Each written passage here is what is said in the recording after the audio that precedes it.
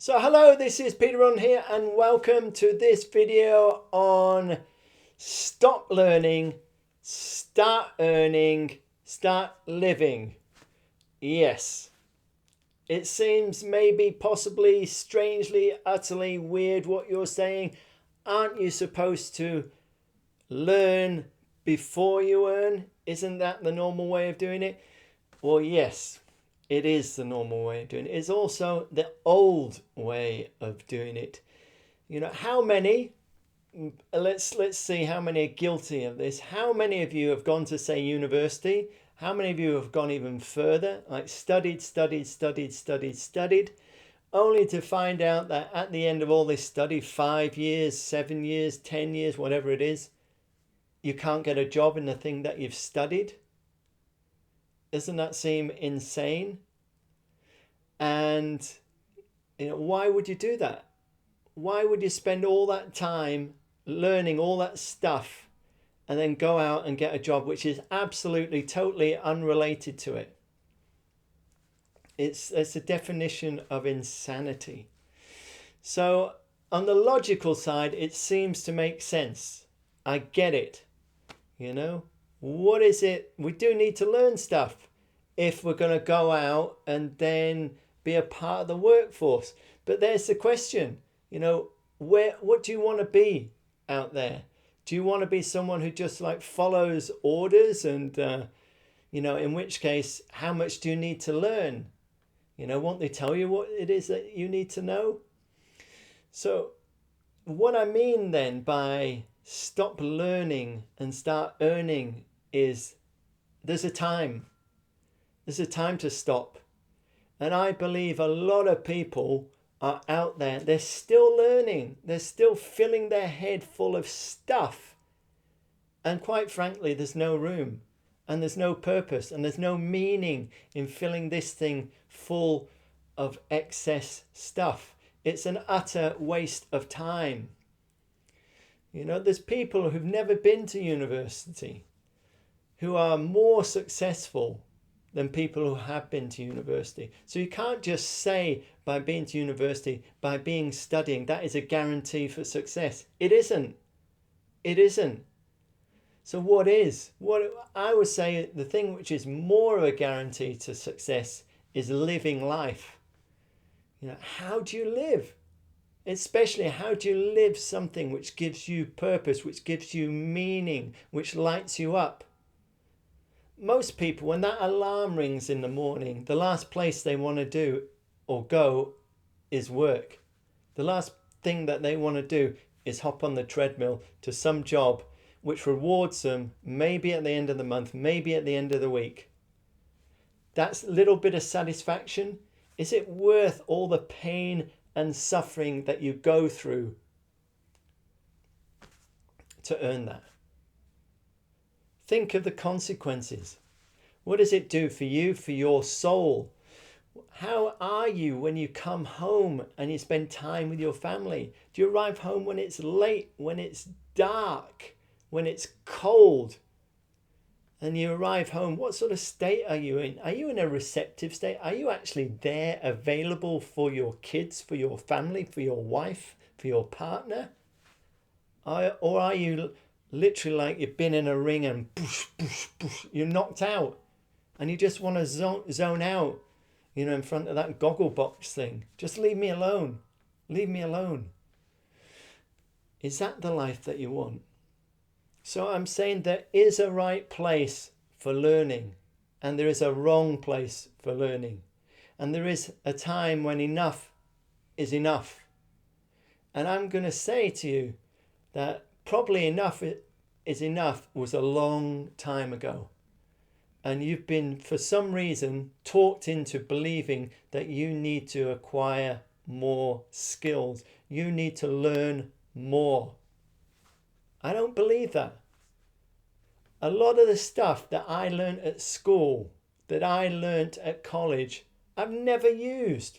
It's just been fact on top of fact on top of fact. And quite frankly, it's been a waste of time. I wish my head wasn't so full of that stuff. So now that I've got to the stage I'm at, and now that age is creeping up on me. Things have become more important. So the thing for me, which is important, is actually engaging in life, with all the skills that I've learned, with all the experiences I've had, with the things which are natural to me, the things which are natural to you. So I'm saying to you, I believe that there is a place out there for each of us. And I would encourage you to do things a little bit differently. Rather than go out, seek knowledge before you seek out the thing that it is that you want to invest your time in, aka a job. How would it be to fire yourself out there like on some adventure, not knowing entirely where you're going, having a vague idea of where you're going, and see what happens when you engage with it. Let it show you what it is that you need to learn, what it is which is important. You may be utterly surprised. You may be taken in a direction completely different to where you are going. You might start here, end up there, turn there, go there. Each turn, you're learning something new, and you're learning something valuable, and you're learning something which moves you forward instead of knowledge which doesn't move you anywhere. You don't even have to leave the comfort of your sofa to learn. So I know this is a challenging concept. And right now we're in challenging times.